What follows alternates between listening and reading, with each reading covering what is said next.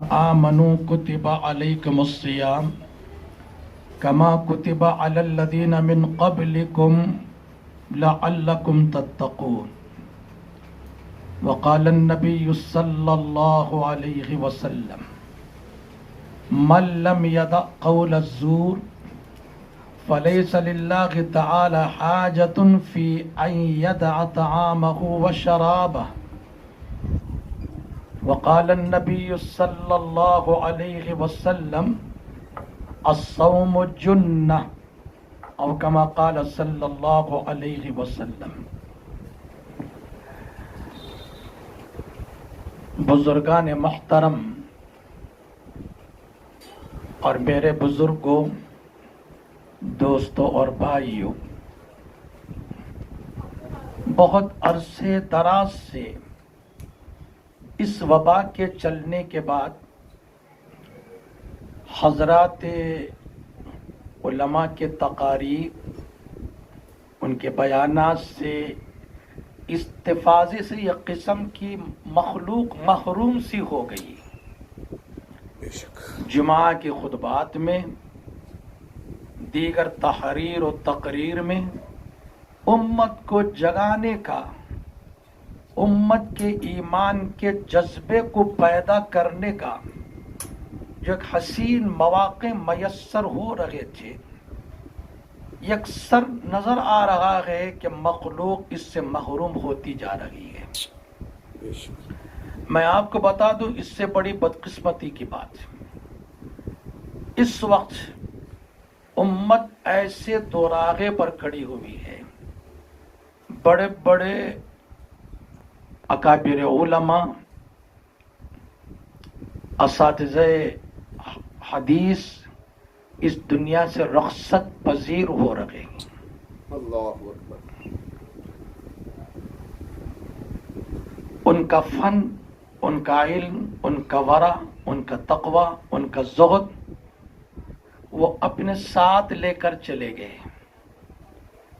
اور مشکل یہ ہے کہ آج اس امت میں ان کا کوئی ثانی، ان کی صفات حمیدہ و ستودہ کا کوئی ثانی نہیں مل رہا ہے. آج یہ کہ ایک عالم رخصت ہو رہا ہے لیکن ان کا کوئی ثانی نہیں. یہ سب سے بڑا اس امت کے لیے بہت ہی نقصان ہے. بہرحال رمضان بھی رخصت پذیر ہو رہا ہے.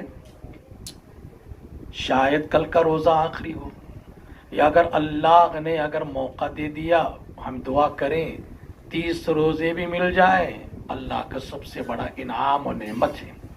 آمین.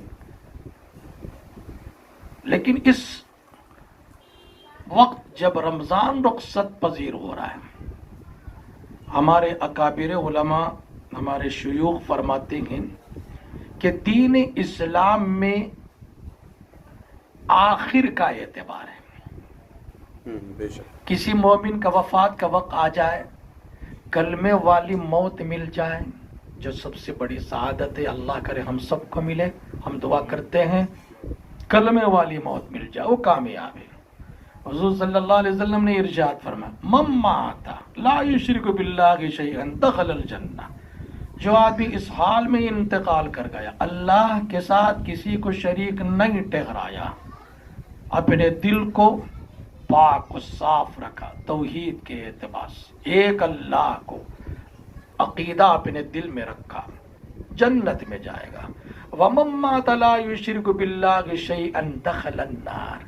اور جس آدمی کا انتقال اس حال میں ہو جائے کہ اللہ کے ساتھ شریک ٹھہراتا ہے، وہ شرک کرتا ہے، بت پرستی کرتا ہے، بدقسمتی سے اس حال میں اگر اس کا انتقال ہو جائے تو وہ ہمیشہ ہمیشہ جہنم میں چلے جائے گا.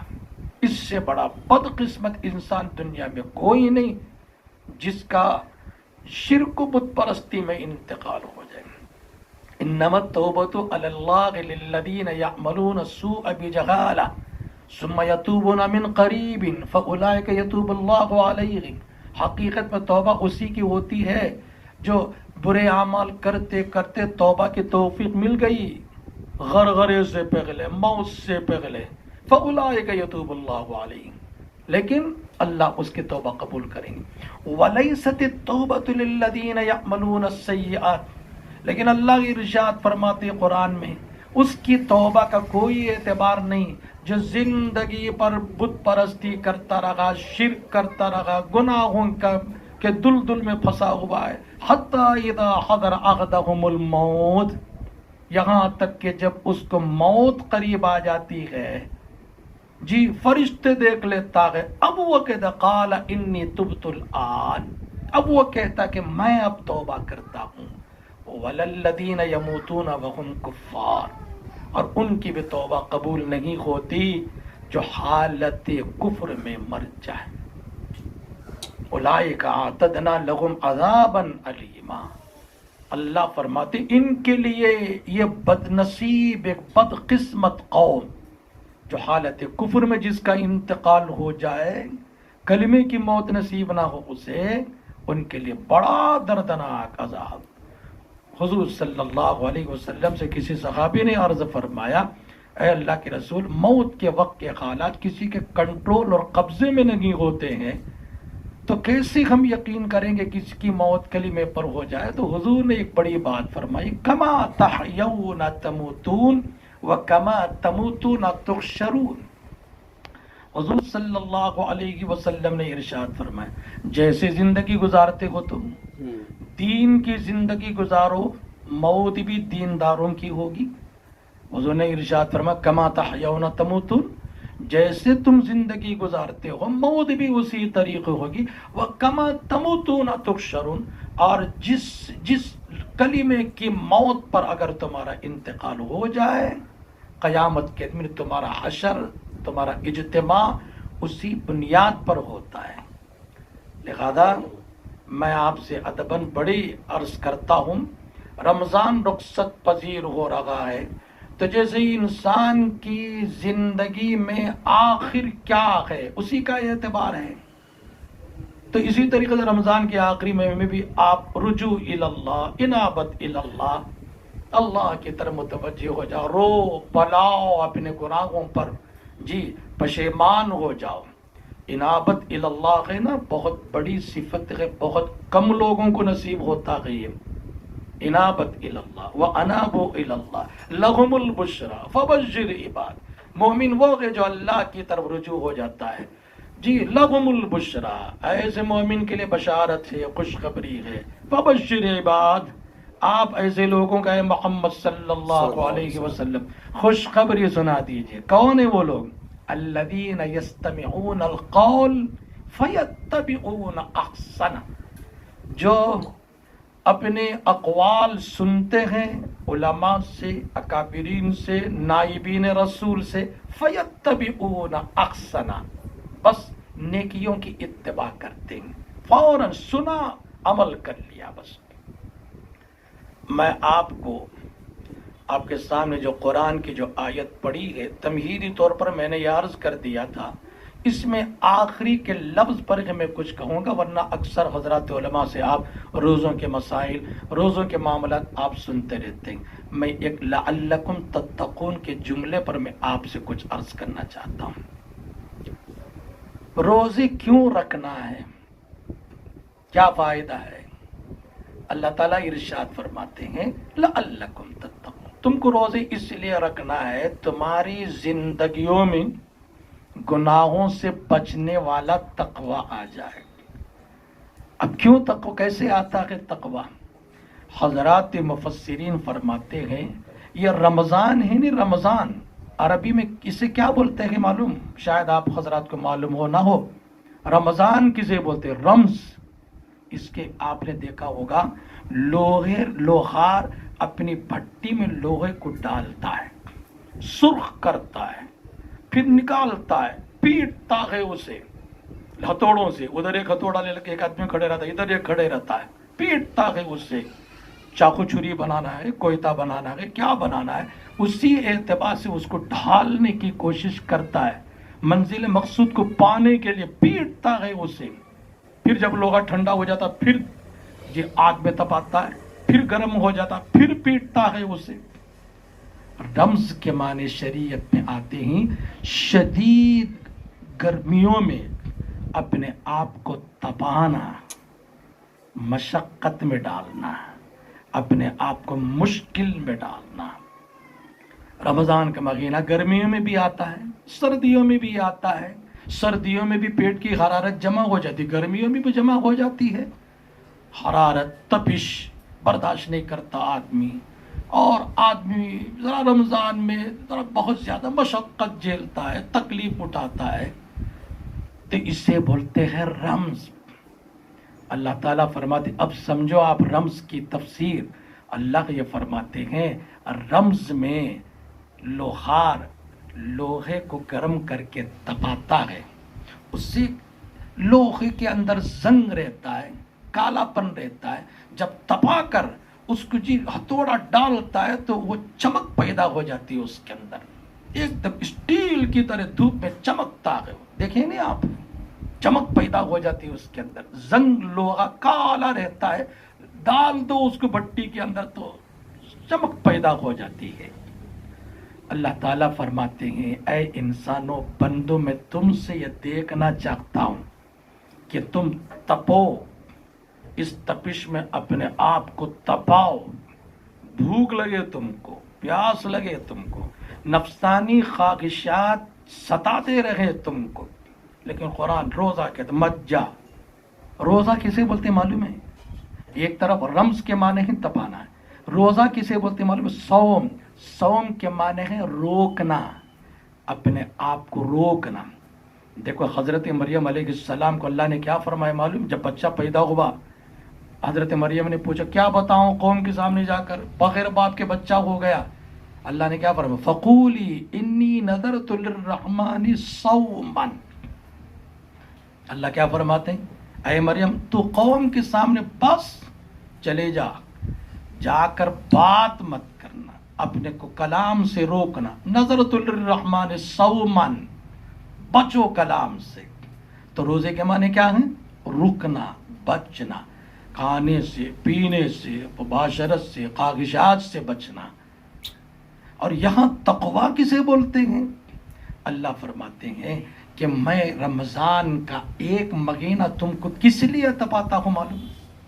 وہ چاقو چھری تیز ہو جائے تمہاری، اور تم مخلوق کے کام آ جاؤ سال کے 11 مہینے۔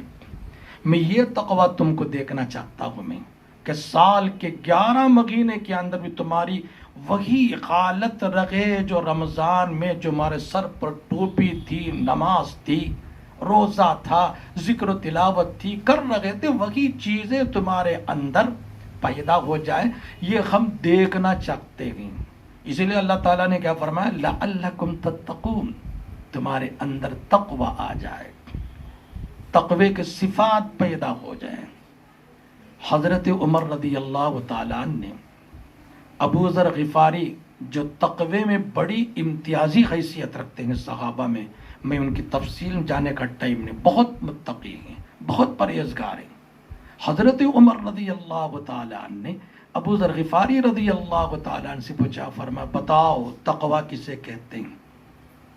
حضرت ابو ذر نے فرمایا امیر المؤمنین، اتنا سمجھ لے جائیے، میرے خلیل آقائے دو جہاں محمد رسول اللہ صلی اللہ علیہ وسلم نے مجھ سے فرمایا تھا کہ تقوی کسے بولتے؟ میں نے پوچھا تو آپ نے فرمایا تو اتنا سمجھ جا، ایک پگ ڈنڈی پر سے تو سفر کر رہا ہے، بیابان جنگل میں تیرا سفر ہو رہا ہے، ادھر بھی کاٹے ہیں ادھر بھی کاٹے ہیں، اپنے دامن کو سمیٹ کر، اپنے بدن کو بچا کر چل رہا ہے کہ کاٹے کہیں میرے کپڑوں کو بھی نہ چھپے، مجھے بھی نہ چھپے، ادھر سے بھی بچاتا ہے ادھر سے بھی بچاتا ہے، بس ایک سیدھے راہ پر اپنے آپ کو چلا رہا ہے۔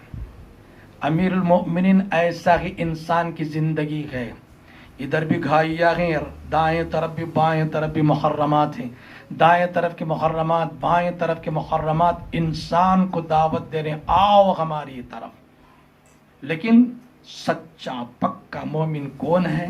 جی، جو آدمی یہ تمام خرافات و خدشات سے اپنے آپ کو بچا کر بس آنکھوں پر پٹی بنی ہوئی ہے، چل رہا ہے راستے پر، اس کا مقصد جنت ہے، اور جنت پہ جانے والا اپنے آنکھ پر بھی پٹی باندھتا ہے، زبان کو بھی کھولتا نہیں، اپنے کان کو بھی باندھ رکھتا ہے۔ حضرت صوفیہ فرماتے ہیں کیا ہے؟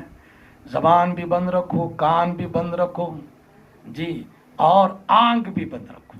کیا مانے؟ آنکھ سے غیر محرم چیز کو نہ دیکھو، زبان سے غلط بات نہ نکالو، غیبت بد کوئی مت نکالو جی، یہ کان ہے نا، غلط کام سننے سے اپنے آپ کو بچا لو، مت سنو یہ بات۔ اسے بولتے ہیں تقویٰ۔ اللہ تعالیٰ فرماتے ہیں تقویٰ آ جائے تمہارے اندر، یہ چکتے گئے ہم۔ اور جس آدمی کا روزہ، میں آپ سے عرض کر دوں، جس آدمی کا روزہ ہو، اگر اس کے اندر یہ تقوی کی صفت نہیں تو اس روزے کا کوئی فائدہ اس کو نہیں پہنچتا ہے۔ کیوں نہیں پہنچتا ہے؟ میں آپ کو ایک فری مسئلے کی طرف لے جانا چاہتا ہوں۔ قرآن کہتا ہے ان الصلاۃ تنہی عن الفحشاء والمنکر۔ قرآن کیا بولتا ہے؟ نماز بے حیائی سے، گناہوں سے نماز مسلمان کو روکتی ہے۔ نماز کی معنی کیا ہے؟ اللہ بادشاہ کی طرف سامنے آ جاتا، سب ختم، ساری دنیا کی غلاظت جی، سب دنیا کی حرص، لالچ، طمع، یہ جتنی بھی کمزوریاں، بیماریاں سب ختم ہو جائے، بس ایک اللہ ہے جس کی طرف میں آیا ہوں جی۔ یہ چیز غیر نماز میں بھی یہ پیدا ہو جائے گا۔ اگر نماز پڑھتے ہوئے آدمی غیر نماز مسجد سے باہر نکل کے بعد پھر وہی گناہ کرتا ہے تو پھر نماز ہی نہیں رہی۔ قرآن کیا بولتا ہے؟ نماز مسلمان کو بے حیائی سے روکتی ہے، گناہ سے روکتی ہے۔ اسی لیے وہ روزہ نہیں ہے کہ جو آدمی روزہ زبان خاموش روزہ رکھتا ہے لیکن وہی برائیاں ہیں اس کے اندر، وہی خرابیاں ہیں اس کے اندر۔ حضور صلی اللہ علیہ وسلم نے کیا ارشاد فرمایا؟ من لم یدع قول الزور فلیس للہ تعالی حاجۃ فی ان یدع طعامہ وشرابہ۔ حضور صلی اللہ علیہ وسلم نے کیا فرمایا؟ روزے کی حالت میں جو آدمی جھوٹ نہیں بولتا، جھوٹ چھوڑتا نہیں ہے، جھوٹ ہے بیپار میں، کاروبار میں، بات چیت میں، بول چال میں جھوٹ بولتا ہے، روزے کی حالت میں خاص طور سے بولتا ہے، حالانکہ غیر روزے میں بھی جھوٹ بولنا حرام ہے لیکن خاص طور پر روزے میں بولتا ہے۔ حضور نے کیا ارشاد فرمایا؟ ایسے روزے دار کی روزے کی اللہ کو کوئی ضرورت نہیں، بس اللہ کی نظر میں وہ ایسا ہے کھانا چھوڑ دیا، پینا چھوڑ دیا، فلیس للہ تعالی حاجۃ فی ان یدع طعامہ وشرابہ۔ اللہ کو کوئی ضرورت نہیں، کھانا پینا چھوڑ دیا بس۔ قیامت کے دن ایسے روزے دار جب آئے گا روزوں کی دولت کے ساتھ تو اللہ کیا فرمائیں گے معلوم ہے؟ تیرے روزے کی ہمیں کوئی ضرورت نہیں، روزہ ہی نہیں تیرا، ہماری نظر میں کوئی مقبول، کوئی پسندیدہ روزہ نہیں۔ جب جھوٹ نہیں چھوڑا ہے تو نے، غیبت بدگوئی نہیں چھوڑی تو نے۔ ایک حدیث میں حضور نے ارشاد فرمایا رب صائم لیس لہ صیام الا الجوع۔ حضور صلی اللہ علیہ وسلم نے ارشاد، بہت سارے روزے دار ہیں جو روزہ رکھتے ہیں لیکن ان کو اس کو روزے کا کوئی فائدہ نہیں ملتا ہے، سوائے کیا؟ بھوکے ہیں، پیاسے ہیں، صبح صادق سے لے کر شام تک بھوکے پیاسے ہیں۔ کسی مولوی سے بھی آپ مسئلہ پوچھیں گے، کسی مفتی سے بھی آپ فتویٰ پوچھیں گے، بولے تیرا روزہ ہو گیا، لیکن یہ تو دیکھو میرا روزہ یہاں ہو گیا، اللہ کی نظر میں میرا روزہ ہوا کہ نہیں ہوا؟ میں غیبت کر دی، میں نے بدگوئی کر دی، میری زبان قابو میں نہیں، میں جھوٹ بولتا ہوں، میں لوگوں کا دل دکھاتا ہوں، میں لوگوں کو پریشان کرتا ہوں۔ میں تو غیر رمضان میں جو برائیاں تم کر رہے تھے رمضان میں بھی وہ برائیاں کر، ٹریننگ میں، تربیت میں تم وہ برائیاں کرتے ہو۔ میں ایک بات آپ سے عرض کرتا ہوں، حضرت عمر رضی اللہ تعالیٰ عنہ کا جملہ۔ حضرت عمر حج سے فارغ ہونے کے بعد لوگوں کو کہتے چلے جاؤ گھر، چلے جاؤ۔ حضرت عمر کے اعلان کرنے والے تھے، وہ ان کو بولتے جاؤ اعلان کرو، چلو گھروں کو جاؤ، حج ہو یا چلو گھر کو۔ صحابہ پوچھتے ان کو رہنے دیجئے جی، مقدس جگہ ہے، محترم جگہ ہے، بیت اللہ ہے، یہ زیادہ سے زیادہ فائدہ اٹھائیں گے۔ حضرت عمر فرمایا کرتے تھے امیر المؤمنین نہیں، یہ حج ہو گیا، جو شوق، جو ولولہ، جو جذبہ عبادت کا، طواف کا، سعی کا اور وقوف عرفہ کا، مزدلفہ کا، ذکر و تلاوت کا جو شوق اور جذبہ تھا، یہ شوق حج کے بعد عام طور پر ختم ہوتا چلا جاتا ہے۔ مجھے خوف ہے کہ یہ گناہ کریں گے، بیت اللہ میں ایک گناہ بھی 1,00,000 گناہ کرنا کے برابر ہوتا ہے۔ اس خوف سے میں کہتا ہوں چلے جاؤ گھر، اسی طریقے سے غیر رمضان میں جو ہم جھوٹ بولتے تھے، بدگوئی کرتے تھے، رمضان میں بھی وہی اگر صورتحال ہو، رمضان میں بھی اگر وہی اسی طریقے سے ہماری کمزوریاں، ہماری بیماریاں ہو، تو میرے محترم بزرگ آپ اندازہ لگا سکتے ہیں کہ ہمارا روزہ، ہمارا نماز کس درجے کی ہے، اللہ کی نظر میں کیسے قبول ہوگی ہمارا روزہ، ہماری نماز کیسے ہوگی۔ میں تیسری بات کی طرف آپ حضرات سے عرض کرنا چاہتا ہوں۔ حضور صلی اللہ علیہ وسلم سے ایک صحابی نے عرض فرمایا، کیا فرمایا؟ قل لی قولا لا اسأل عن احد بعدک۔ بڑی بات فرمائی۔ ایک صحابی نے فرمایا، اے اللہ کے رسول صلی اللہ علیہ وسلم، مجھے ایک ایسی بات فرما دیجیے اس کے بعد مجھے کسی سے سوال کرنے کی نوبت نہ ہو۔ ایسا ایک مجمل، ایسا مفصل جو نچوڑ کر آپ بتا دیجیے دین کیا ہے، اس کے بعد مجھے کسی سے بات کرنے کا موقع نہ ملے۔ حضور صلی اللہ علیہ وسلم نے ارشاد فرمایا، قل، دو جملے، نبی کی شان ہی ہوتی ہے، نبی کیا ہوتا ہے، شان اس کی کیا ہوتی، دو جملے میں جواب۔ حضور نے ارشاد فرمایا، قل آمنت باللہ ثم استقم۔ حضور صلی اللہ علیہ وسلم نے ارشاد کہ میں اللہ کی ذات پر ایمان لایا اور اس پر جمے رہے، جم جاؤ، موت تک جم جاؤ۔ یہ ہے کہ رمضان کے اندر جو صبر، جو استقلال، جو نیکی جو آپ کر رہے تھے، غیر رمضان کے اندر بھی وہ چیز، وہ کیفیت آپ کے اندر ہونا چاہیے۔ حالات اچھے نے میں آپ کو بتا دوں، ارتداد فرقہ وارانہ خطوط پر لوگ بانٹ کر ہمیں ارتداد کے راستے پر لے جانا چاہتے ہیں، بت پرستی کے راستے پر ہمیں ڈھکیل دینا چاہتے ہیں۔ ہمیں برداشت ہے اس کو؟ ہمارے رسول نے، ہمارے پیارے حبیب نے، حضرت معاذ بن جبل رضی اللہ تعالیٰ جب آپ کو یمن کا گورنر بنایا، آپ نے حضرت معاذ کو کہا گھوڑے پر سوار ہو جاؤ، وہ گھوڑے پر سوار ہو گئے۔ حضور نیچے گئے، حضرت معاذ سمجھے بڑی بے ادبی، فرمایا گھوڑے پر سوار ہو، میرا حکم ہے۔ حضرت معاذ گھوڑے پر سوار ہو گئے، حضور گھوڑے کے ساتھ ساتھ چل رہے تھے، اور کیا فرماتے معلوم ہے میرے پیارے بیٹے؟ حضرت معاذ گورے، خوبصورت، جمیل، حسین، کیا میں سمجھتا ہوں اس وقت حضور کے انتقال کا وقت قریب تھا، وصال کا وقت، تب شاید 20 سے 22 سال میرے خیال میں تاریخ میں لکھا ہے ان کی عمر ہوگی۔ حضور نے فرمایا میرے پیارے بیٹے، تم جا رہے ہو دشمن کی جگہ پر، میری کچھ باتیں یاد رکھ لینا۔ اور پھر حضور نے بہت بڑی بات فرمائی، بڑے رنج سے ایک بات فرمائی، فرمایا ہو سکتا ہے یہ میری تمہاری آخری ملاقات ہو، اس کے بعد شاید تم میری قبر پر سے گزرو گے۔ حضرت معاذ رونے لگے، زارو قطار رونے لگے، عاشق رسول دے زارو قطار رونے لگے، پر اللہ کے رسول، ایسا لمحہ، دردناک لمحہ ہم کو کیسے میسر ہوگا؟ میں آپ کو چھوڑ کر جا رہا ہوں، آپ کی جدائی کا غم میرے سینے پر رہے گا، میں کیسے آپ کو چھوڑ کر جاؤں؟ حضور نے ارشاد فرمایا کہ میری کچھ باتیں یاد رکھ لینا، سینے میں رکھ لینا، جما لینا اپنے آپ کو، تم مجھے قیامت کے دن محشر کے میدان میں تمہارے ساتھ رہوں گا۔ حضور صلی اللہ علیہ وسلم نے پہلا جو لفظ حضرت معاذ کا فرمایا، میرے بزرگوں ہم سب کے لیے دلیل ہے۔ حضور نے ارشاد فرمایا ان تشهد اللہ الہ الا اللہ وان قتلت او حرقت۔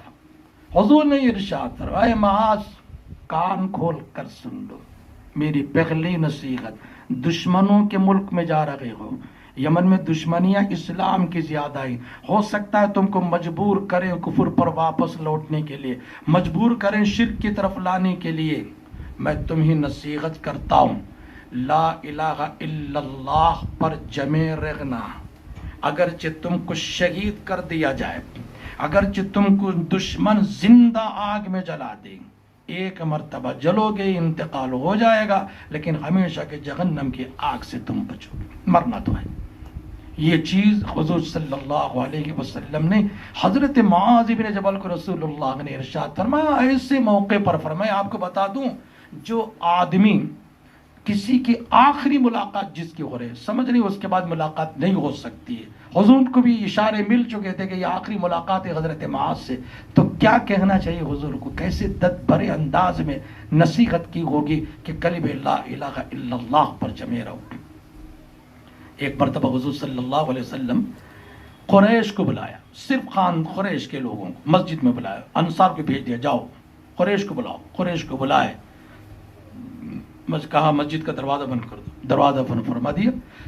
قریش سمجھے کیا بات کرنا چاہ رہے ہیں حضور. فرمایا قریش کو صبح آ گئے، فرمایا صبح آ گئے.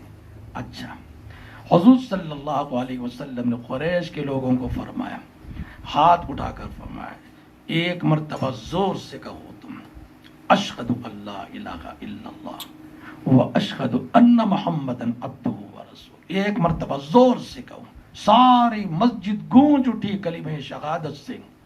تو حضور صلی اللہ علیہ وسلم نے ارشاد فرمایا دکھ بھرے انداز میں، آخری دنات حضور کے، فرمایا میں نصیحت کرتا ہوں اے خاندان قریش، اس کلمے پر جمے رہو، اسی میں عزت ہے.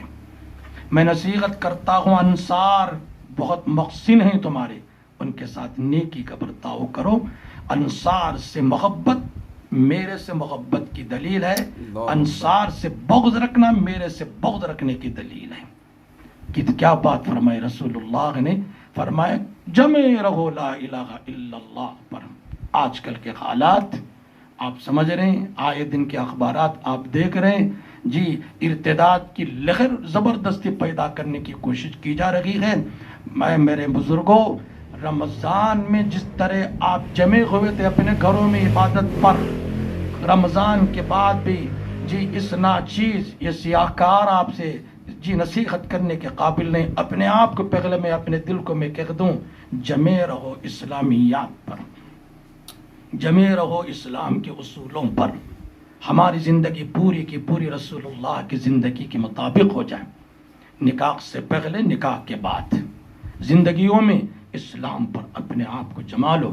ہر لائن میں آپ یوں کہو. الحمدللہ علماء دین آج بھی موجود ہیں، ان سے پوچھئے کیا مسئلہ ہے آپ کا، تجارت کا کیا مسئلہ ہے، نکاح کے بعد والی زندگیوں میں کیا مسائل آتے ہیں، نکاح کے مسائل کیا ہے، طلاق کے مسائل کیا، خلا کے مسائل کیا، وراثت کے مسائل کیا. ہوشیار، کسی کا کوئی مال نہ کھا، وراثت میں کسی کا کوئی مال نہ کھائے، امانت داری کے ساتھ زندگی گزارے، ایک ایک پیسے میں خیانت نہیں کرنا چاہیے.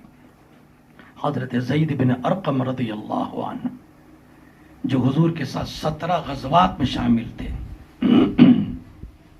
حضور کی حجۃ الوداع کے سفر میں آپ شامل تھے. ایک بڑھیا کے ساتھ آپ نے ایک معاملہ کر لیا، باغ نقد خریدا، ادھار بیچ دیا. جی بیٹھے بیٹھے 200 دراہم کما لی ہے، نقد لیا ادھار بیچ دیا، وہی پیسے بھی کما لیے، فائدہ ہو گیا ان کو، قبضے میں آنے سے پہلے بیچ دیا. کسی کو شبہ ہوا یہ، یا بڑھیا کو شبہ ہوگا جس نے باغ بیچا تھا. اس وقت حضرت عائشہ باقاعدہ حیات تھی. حضرت عائشہ سے جا کر پوچھا آپ کیا فرماتے؟ حضرت زید بن ارقم نے یہ معاملہ کر لیا.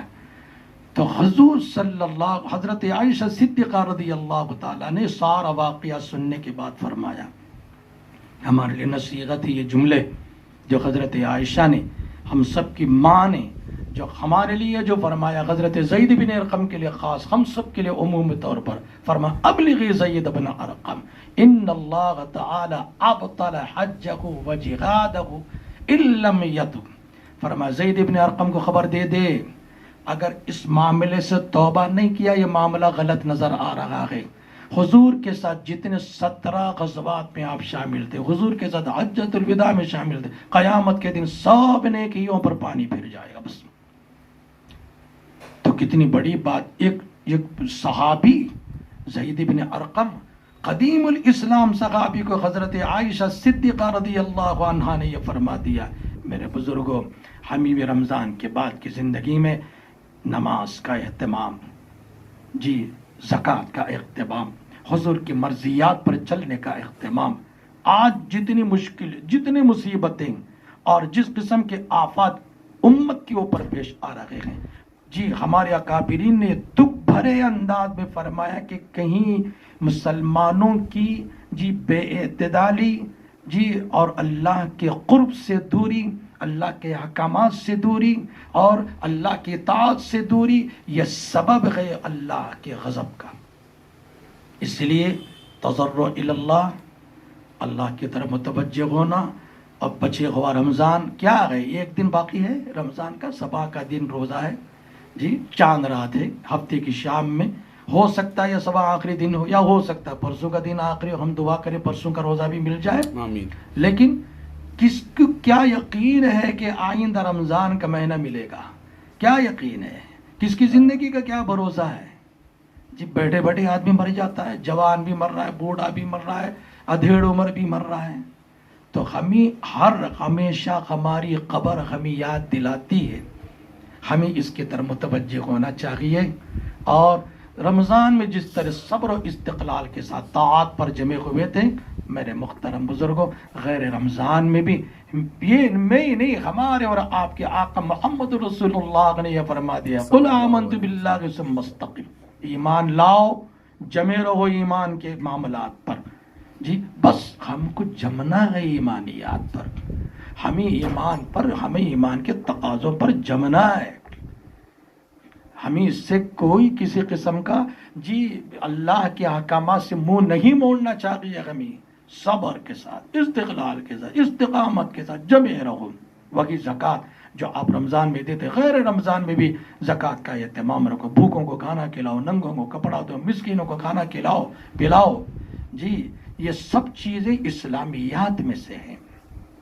میں امید رکھتا ہوں حضور صلی اللہ علیہ وسلم نے رمضان کے مہینے میں جو فرمایا، یہ رمضان کے مہینے میں دو باتیں آپ نے فرمائی، ایک ہے یہ شہر صبر، صبر کا مہینہ ہے، میں نے کہا نا صبر کسے بولتے ہیں، یعنی جمنا، اپنے آپ کو تپانا، مشقت میں ڈالنا، مصیبت میں ڈالنا۔ حضرت امیر شریعت اول علامہ ابو سعود صاحب نور اللہ مرقدہ، شاید ان کی زندگی کا آخری موقع تھا، وہ آخری رمضان تھا، شوال میں حضرت کا انتقال ہوا۔ میرے بزرگ چاند صاحب تشریف فرمائے، زیادہ جانتے ہیں مجھ سے، شوال میں آپ کا انتقال ہوا، اور وہ روزہ وہ بہت نہیں کمزور ہو گئے تھے حضرت۔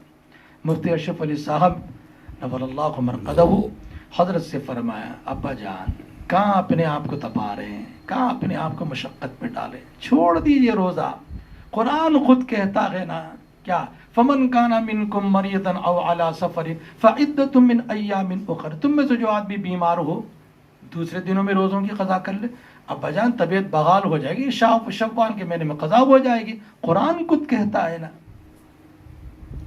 علامہ ابو سعود صاحب نور اللہ مرقدہ نے اپنے فرزند جلیل کی یہ بات سننے کے بعد فرمایا، اشرف تم نے قرآن کی صرف ایک جز کو بیان کیا ہے، آگے قرآن کیا کہتا ہے وہ بولو۔ آگے قرآن کہتا ہے وَأَن تَصُومُوا خَيْرٌ لَكُمْ إِن كُنتُمْ تَعْلَمُونَ، اے بیمارو، بیماری کی اذیت مشکل سکتے ہوئے روزہ رکھ لو، تمہارے لیے زیادہ بہتر ہے۔ علامہ ابو سعود صاحب نے فرمایا میں اس پر عمل کر رہا ہوں، میں روزہ رکھنے کی قضا ٹھیک ہے، مریض قضا کر لے سکتا، اس پر رکھ رہا ہوں۔ تو ان بزرگوں نے کتنا اہتمام کیا تھا، کتنا مشقت میں اپنے آپ کو ڈالا تھا۔ جی نہیں یہ کمزور ہے پھر بھی روزے سے ہے، چھوڑ نہیں رہے روزہ۔ اس لیے حضرات کابرین نے فرمایا ایک آدمی روزہ چھوڑ دیتا ہے، سفر میں روزہ چھوڑ دیا، مرض میں روزہ چھوڑ دیا، زندگی پر پوری عمر قضا کر لینا، رمضان کے ایک روزے کا ثواب اور مرتبہ نہیں پا سکتا، اتنا بڑا ثواب ہے۔ چھوڑو مت اس کو، رہو اس کو۔ غیر رمضان میں بھی جی آپ اپنے معاملات پر جمے رہو، استقلال استقامت کے ساتھ جمے رہو۔ ساری دنیا کو بتاؤ اسلام کے مقابلے ہمارے پاس کوئی اس سے بڑھ کر کوئی عزت نہیں ہمارے لیے، ہم جمے اسلام پر، سب کو بتاؤ ہم ارتداد کی لہر سے، ہم ہر اعتبار سے ہم اس سے پناہ مانگتے ہیں، ہم جمے رہیں گے اسلام کے اوپر۔ تو میں امید رکھتا ہوں رمضان سے ہمیں اور آپ کو یہ سبق ملے گا، ایک تقوی کا سبق ملے گا، ایک یہ کہ جس طرح رمضان کے اندر ہم نے جو ہے نا پابندیاں کی ہیں، سال کے 11 مہینے میں بھی یہ تربیت ہے، اللہ دیکھنا چاہتے ہیں۔ لعلکم تتقون کے معنی یہ ہے کہ 11 مہینے میں بھی وہ تقوی ہم تمہارے اندر دیکھنا چاہتے ہیں۔ اللہ جو دیکھنا چاہتے ہیں وہ ہمیں کر دکھاؤ نا، نماز بھی ویسے ہی پڑھو، صحیح طریقے کی نماز، روزہ بھی ویسے ہی رکھو، ان آداب کا خیال کر کے روزہ رکھو. امید ہے انشاءاللہ نصرت، اعانت، مدد کے دروازے کھلیں گے. کل ہی ناچیز نے ہمارے بزرگ سے، شاہ آر اللہ حضرت سے بات کیا تھا میں نے. حضرت نے 50 منٹ بات کی، رو رو کر بات کیا. فرمایا کہ ہماری امت کے اندر، ہمارے لوگوں کے اندر انابت اللہ کی کمی ہے. مصیبت آئے تو اللہ کو پکڑتے، راحت آگے تو خدا کا در چھوڑ دیتے. کون سا انصاف کی بات ہے کہ کتنی بڑا نادان، کتنا بڑا ناشکر گزار ہے بندہ، مصیبت کے موقع پر ساری دنیا کے لوگ در پکڑ لیتے. فرمایا انابت اللہ کی طرف مولوی صاحب جم جائیں اور اللہ کی طرف متوجہ ہو جاؤ. بس رمضان کا آخر ہے، بس اس کے اندر اپنی مغفرت کرا لینا چاہیے. میں امید رکھتا ہوں ان کلمات جو ناچیز میرے زبان سے میرے نکلے ہیں، ہمارے فاضل چاند صاحب زیدت معلیہم نے، ان کی برکتوں سے مجھے کچھ کہنے کا موقع ملا. آپ توجہ دلائی مجھے کہنے کے قابل نہیں. بہت سارے علماء نے گراں قدر قیمتی ارشادات آپ کے سامنے بیان فرمائے ہیں، لیکن میں اس کہنے کے قابل نہیں تھا. کچھ باتیں تھیں جو میں نے آپ سے اپنے دل کے اندر کے جو زخم تھے میں نے آپ کے سامنے رکھ دیے. اللہ مجھے اور سب کو عمل کرنے کی توفیق عطا فرماوے. رمضان کے مہینے میں مغفرت پانے والوں میں اللہ ہم سب کا شمار فرما دے. والدین کی اطاعت و فرما برداری، حلال کی روزی، اور اللہ ہم سب کو نیکیوں کی طرف جمنے کی اللہ ہم سب کو توفیق دے. اور اس ملک کے اندر جس قسم کے حالات چل رہے ہیں، ظلم کے حالات، اللہ اس سے پوری انسانیت کی، مظلوموں کی داد رسی فرما دے. ظالم کو ختم فرما دے، مظلومیت کی داد رسی فرما دے. اللہ مظلوم کے ساتھ انصاف کا معاملہ کرے. ہمارے پاس ایسا کوئی عمل نہیں. ایک بات بتا کر اپنی بات ختم کر دیتا ہوں. ایک بزرگ کا انتقال ہوا اللہ کے دربار میں حاضر ہوئے، پوچھا کیا لائے ہو؟ تو بزرگ نے فرمایا ساری نماز، سارے روزے، ساری زکوٰۃ، 40-50 حج کیے، 100 میں نے اٹھا کر پوٹلی میں باندھ کر اللہ رکھ دیا ہوں. بس اس کے باوجود میں آپ پر رحم کی توجہ دلاتا ہوں. آپ رحم نہیں کریں گے، یہ سب اعمال بیکار. تو میں امید رکھتا ہوں اللہ کے فضل و احسان کی طرف متوجہ ہو کر ہم 11 مہینے بھی استقلال و استقامت کے ساتھ جمے رہیں گے. ایمانیات پر انشاءاللہ وقت پر جو تقاضے ہوں گے دین کے تقاضوں پر ہم عمل کریں گے. میں امید رکھتا ہوں اللہ ہم کی عمل کی توفیق دے. وآخر دعوانا الحمدللہ رب العالمین. حضرت مولانا سعید صاحب پالن پوری کے لیے تعزیت. حضرت مولانا نظام الدین صاحب کے والد کا بھی کل ان کی ہی بات تھی. حضرت مولانا نظام الدین صاحب کی یہاں پر لائیو میں نے جیسے تقریر کے شروع میں بھی میں نے کہا تھا کہ اس وقت دنیا کی حالت ایسی ہو گئی ہے کہ اچھے ورع اور تقوی والے محدثین، مفسرین جو ممتاز ہیں اپنے علم دین کے معاملے میں، یہ لوگ اٹھتے چلے جا رہے ہیں. ان کا کوئی ثانی شاید نہ مل سکے. اللہ ماشاءاللہ اللہ اگر چاہے تو دے دے. حدیث میں آتا ہے ان اللہ یقبض العلم بقبض العلماء. اللہ قیامت کے قریب اہل علم کو اٹھا لیتے ہیں. صحابہ نے آج فرمایا وکیف یقبض العلم. صحابہ نے فرمایا علم کیسے اٹھے گا؟ حضور نے ارشاد فرمایا اوراق نہیں اٹھیں گے، قرآن نہیں اٹھے گا، بلکہ علم جس کے سینوں میں ہوتا ہے اللہ ان کو ایک ایک کر کے اٹھا لیتے ہیں. فَإِذَا انْتَزَعَ الْعِلْمُ اتَّخَذَ النَّاسُ رُؤُوسًا جُخَالًا. جب اگلے علم اس دنیا سے اٹھتے چلے جاتے ہیں، بس قیامت کے قریب لوگ جاہلوں کو اپنا سردار بنائیں گے، غلط مسئلہ بتائیں گے. وہ سئلوا بغیر علم فضلوا واضلوا. وہ بھی نادان ہوتے ہیں، خود بھی گمراہ ہوتے ہیں، ساری دنیا کو بھی گمراہ کر دیں. اس لیے اس وقت بڑی ایسی حالت ہوگی، ہم یتیم ہو گئے ہیں یہ روحانی باپ اور پیشوا، یہ امت کے یہ سچے جانشین، یہ وارثین رسول میں سے ہیں ان کا انتقال ہوا ہے. مولانا نظام الدین صاحب کے والد صاحب کا بھی انتقال ہوا ہے، اور پاکستان کے ایک مائے ناز عالم دین کا بھی انتقال ہوا. ایسی ایک ایک نامور چنے ہستیاں جو ورع اور تقوی میں بے مثال تھے، ان سب کا ایک ایک کر کے انتقال ہو رہا ہے. امت مرحوم ہوتی جا رہی ہے، امت جو ہے نا بے کس ہو گئی ہے، اور امت کا کوئی پرسان حال نہیں ہے. میں امید رکھتا ہوں اللہ اس کا نعم البدل نہ صحیح لیکن بدل اللہ ہمیں کم سے کم عطا کر دے. اللہ ان تمام جتنے بھی قداور محدثین مفسرین کی جماعت چلے گی، اللہ ان سب کی مغفرت فرما دے. مفتی سعید صاحب نور اللہ مرقدہ جنہوں نے 50 سال درس حدیث دیا تھا آپ نے، اللہ از گراں قدر خدمات کو اللہ قبول فرما لے، آپ کی قبر کو نور سے منور فرما دے. مفتی نظام الدین صاحب کے والد صاحب کی بھی مغفرت فرما دے. جتنے حضرات علماء اور جتنے مسلمان لوگ سب کو دعا کریں ہم جو اس دنیا سے جا رہے ہیں، اللہ سب کی مغفرت فرما دے، سب کے درجات کو بلند فرما دے، اعلی العلیین اور سب کا مقام عطا فرما دے. وآخر دعوانا ان الحمدللہ رب العالمین.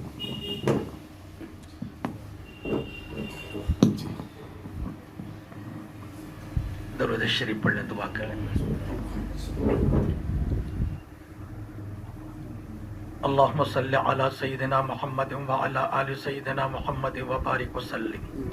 یا احد الصمد الذی لم یلد ولم یولد ولم یکن له کفوا احد. اللہم لا احصی ثناء علیک انت کما اثنیت علی نفسک. اللہم ولک الحمد انت قیم السماوات والارض ومن فیہن. اللہم ولک الحمد انت نور السماوات والارض ومن فیہن. اللہم ولک الحمد انت ملک السماوات والارض ومن فیہن. اللہم انت الحق وقولک حق ووعدک حق ولقاؤک حق والجنت حق والنبیون حق والنار حق ومحمد صلی اللہ علیہ وسلم حق. اللہم اغفر لی ما قدمت وما اخرت وما اسررت وما اعلنت. اللہم بک آمنت وإلیک توکلت وبک حاکمت وبک آمنت فاغفر لی ما قدمت وما اخرت لا الہ الا انت. ربنا لا تزغ قلوبنا بعد اذ هديتنا وهب لنا من لدنك رحمة انك انت الوهاب. اللهم انصر الاسلام والمسلمين. اللهم اغلق الكفرة واليهود والنصارى والمشركين. اللهم شتت شملهم. اللهم مزق جمعهم. اللهم دمر ديارهم. اللهم عليك اللهم انا نجعلك في نحورهم ونعوذ بك من شرورهم. اللهم انزل بهم بأسك الذي لا ترده عن القوم المجرمين. ربنا آتنا من لدنك رحمة وهيئ لنا من أمرنا رشدا. ربنا آتنا في الدنيا حسنة وفي الآخرة حسنة وقنا عذاب النار. اللهم لا سغل إلا ما جعلته سغلا وأنت تجعل سغلا إذا شئت. لا إله إلا الله الحليم الكريم. سبحان الله رب العرش العظيم والحمد لله رب العالمين. نسألك موجبات رحمتك وعزائم مغفرتك والغنيمة من كل بر والسلامة من كل إثم. لا تدع لنا ذنبا إلا غفرته ولا غما إلا فرجته ولا دينا إلا قضيته ولا مريضا إلا شفيته ولا ميتا إلا غفرته ولا ضالا إلا غديته ولا مسافرا إلا بلغته ولا حاجة من حوائج الدنيا والآخرة يا أرحم الراحمين. إليك ربي فحببنا وفي أنفسنا لك ربي فضلنا وفي أعين الناس فعظمنا ومن سيء الأخلاق فجنبنا وعلى صالح الأعمال فقومنا وعلى الصراط المستقيم فثبتنا وعلى أعداء الإسلام فانصرنا. اللهم انصرنا ولا تمكر علينا. اللهم امكرنا ولا تمكر علينا. اللهم انصر الإسلام والمسلمين في مشارق الأرض ومغاربها. اللهم أعلي كلمة الإسلام والمسلمين. اللهم أذل الشرك والمشركين.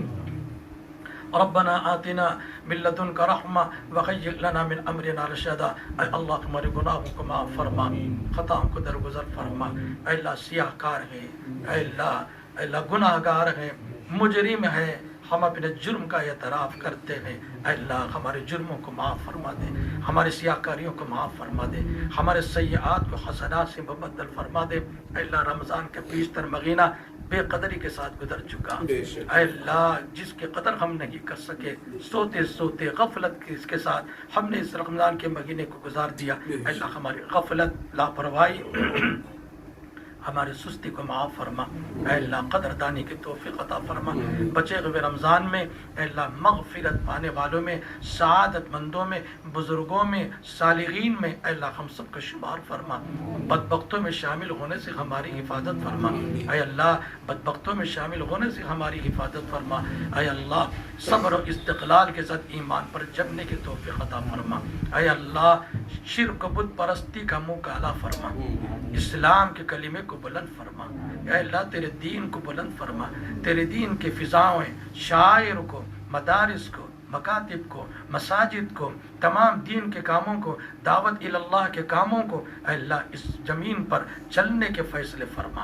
اے اللہ مخالفین کی اے مخالفت سے اے اللہ ان کے شر سے، ان کے ظلم سے اے اللہ ہماری حفاظت فرما، ان کے سازشوں کو بے نقاب فرما، ان کے ظلم کا خاتمہ فرما، ان کی حکومتوں کا خاتمہ فرما، اے اللہ ہمیں جمنے کی توفیق عطا فرما، اے اللہ موت قریب ہے، اے اللہ ہمیں سگی توبہ کی توفیق عطا فرما، کلمے والی موت سب کو عطا فرما، اے اللہ کلمے والی موت ہم سب کو عطا فرما، جو اس دنیا سے جا چکے ہیں سب کے مغفرت فرما، حضرات محدثین، مفسرین، علماء کبار جو اس دنیا سے جا چکے ہیں اللہ سب کی مغفرت فرما، ان کے درجات کو بلند فرما، ان کے قبروں کو نور سے منور فرما، اے اللہ ان کے سچے جانشین ہم جیسے لوگوں پر پیدا فرما، اے اللہ ان کا نعم البدل ہمیں عطا فرما، اے اللہ ہمیں ان کے اہل علم جو اس دنیا میں موجود ہیں ان کی قدردانی کی توفیق عطا فرما، بچے ہوئے حضرات علماء اہل علم کی قدردانی کی توفیق عطا فرما، ان کے ارشادات پر عمل کی توفیق عطا فرما،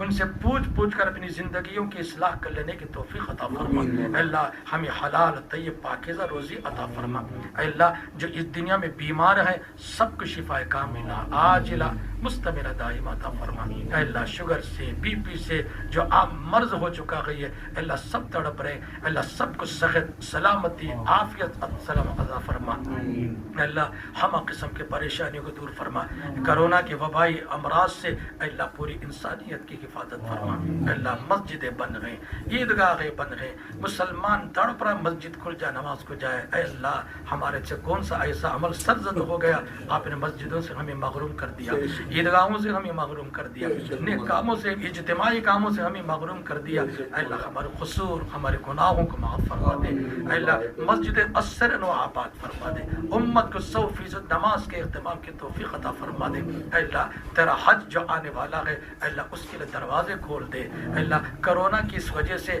حج سے محروم نہ فرما، اے اللہ تیرے حج کے دروازے کھول دے، اے اللہ امت کے لیے بیت اللہ کے دروازے کھول دے، اے اللہ اس وبائی امراض سے پوری انسانیت کی حفاظت فرما، اے اللہ تو ہی کر سکتا ہے، ساری دنیا عاجز آ چکی ہے، اے اللہ ترقی یافتہ ممالک عاجز آ چکے ہیں، اے اللہ اب صرف تیری طرف توجہ ہے پوری انسانیت کی، سب جتنے لوگ ہیں ساری انسانیت چاہے وہ کسی بھی مذہب سے تعلق رکھنے والی اے اللہ آپ کی طرف نظر اٹھائے ہوئے ہیں، آس اور امید رکھتے ہیں، اے اللہ آپ اس شدید آزمائشوں سے امت کی حفاظت فرما، اے اللہ اس بیماری کی وجہ سے مسافر چلتے پھرتے مر رہا ہے، بھوکا پیاسا مر رہا ہے، اے اللہ یہ لوگ بھوکے پیاسے مسکین بن کر مر رہے ہیں، اے اللہ خودکشیاں کر رہے ہیں، اپنے بیوی بچوں کا بھوک پیاس برداشت نہیں ہو رہا، باپ خودکشی کر کے مر رہا ہے، اے اللہ ان کو منزل مقصود تک امن و امان کے ساتھ پہنچنے کے فیصلے فرما،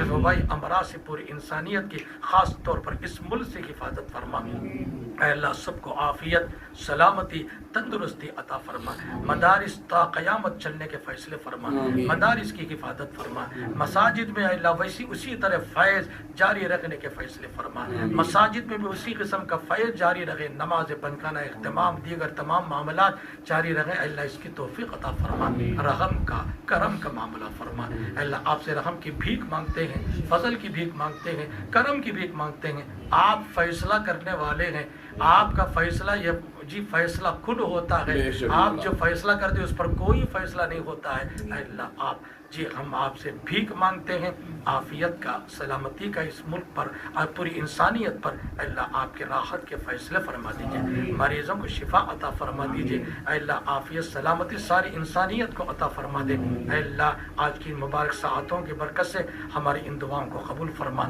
صلی اللہ تعالی علی سیدنا محمد و آلہ و صحبہ اجمعین، سبحان سبحان ربک رب العزت عما یصفون وسلام علی المرسلین والحمد للہ رب العالمین.